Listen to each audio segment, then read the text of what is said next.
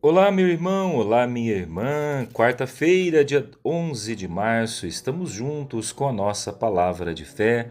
Aqui é o Padre Tiago. Estamos na terceira semana do tempo quaresmal.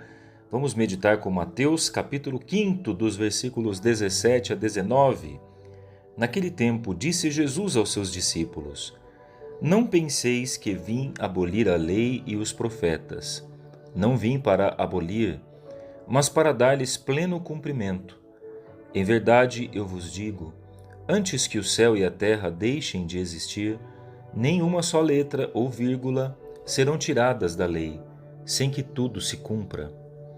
Portanto, quem desobedecer a um só destes mandamentos, por menor que seja, e ensinar os outros a fazerem o mesmo, será considerado o menor no reino dos céus. Porém, quem os praticar e ensinar será considerado grande no reino dos céus.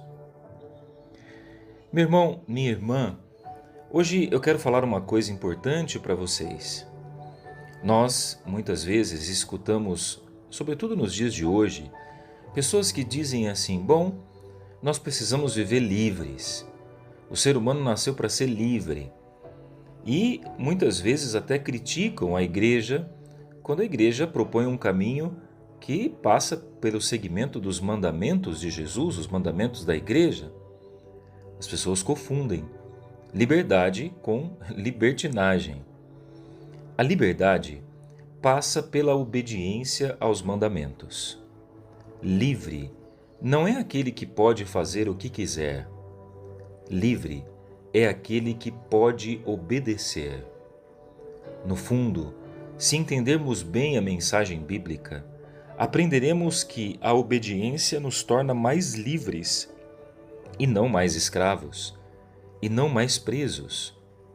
Quando somos capazes de obedecer a um mandamento, quando somos capazes de, claro, em primeiro lugar, entender o significado daquele mandamento na nossa vida, e somos capazes de obedecê-lo, a nossa vida se transforma, pois sabemos que nós não vivemos para nós mesmos, mas a partir de um projeto que é muito maior. Sabe, existem duas formas de obediência aos mandamentos. Existe aquela obediência que é cega e que muitas vezes pode criar até fanatismo, fundamentalismo, onde a pessoa não quer nem saber do que se trata o mandamento, qual o significado daquilo, mas confia plenamente porque alguém falou.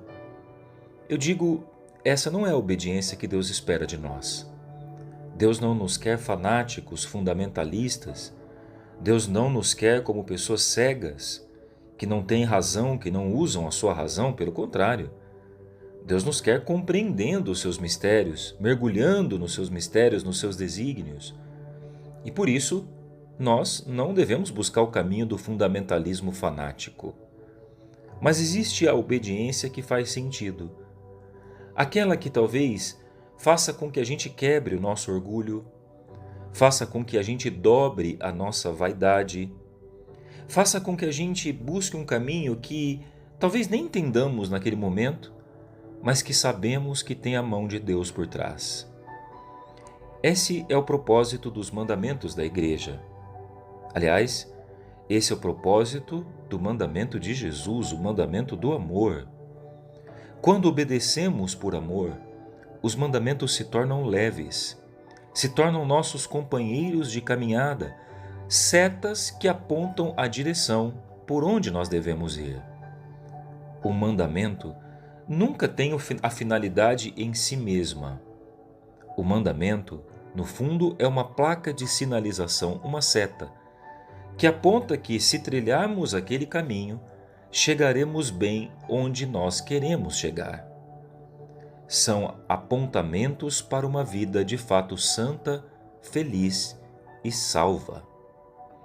Por isso, a igreja insiste no caminho dos mandamentos. Para muitos, a igreja é ultrapassada, para muitos a igreja acaba se tornando assim uma peça de museu, pois quando ouvem falar de mandamentos, já pensam logo em proibição, em coisas que vão contra a nossa natureza. Mas o mandamento da igreja nunca é para nos tornar mais escravos. mas para nos tornar mais livres, pois essa é a finalidade de toda ação moral em nossa vida. O ser humano anseia pela liberdade, mas não a liberdade propagada pelas pessoas do mundo, não a liberdade que está fundamentada apenas no prazer a todo custo, mas a liberdade que encontra seu sentido em algo que transcende, encontra seu sentido em amar e permitir-se amar. No fundo, os mandamentos convergem para aquilo que é mais importante. Os mandamentos convergem a nossa vida para o amor de Deus.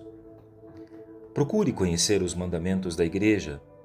Procure conhecer a doutrina da Igreja, não numa leitura fanática e fundamentalista, mas numa leitura que te leva a apaixonar-se por aquele que pegou na cruz todos os mandamentos, a apaixonar-se por Jesus. Se os mandamentos não te levam até Jesus, talvez você precise conhecer mais para amar mais. Deus abençoe a sua quarta-feira, em nome do Pai, e do Filho, e do Espírito Santo. Amém. Até a próxima.